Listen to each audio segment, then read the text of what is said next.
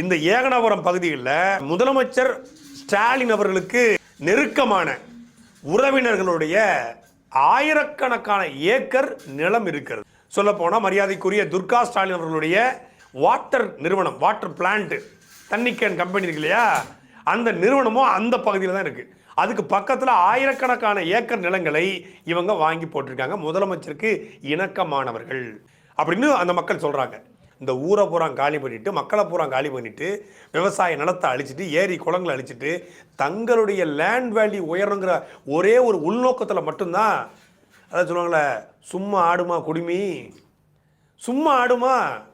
இவங்கன்னா அவ்வளவு நல்லவர்களா, அவ்வளவு வளர்ச்சி, ஃபியூச்சரை வச்சு ஃபியூச்சருக்காக நாங்கள் ஏர்போர்ட்டை கொண்டு வர போகிறோம். யார் இவங்க?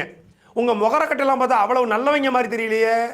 நீங்கள் அவ்வளவு வளர்ச்சி, அவ்வளவு ஃபியூச்சரை பார்க்கக்கூடிய நீங்கள் எந்த நல்லவனாவது அந்த ஃபியூச்சரை, வருங்காலத்தை, எதிர்காலத்தை, வளர்ச்சியை பற்றி யோசிக்கக்கூடிய கூட்டமாக இருந்திருந்தா எவனாவது ஏரிக்குள்ளே கொண்டு குப்பையை கொட்டுவானா?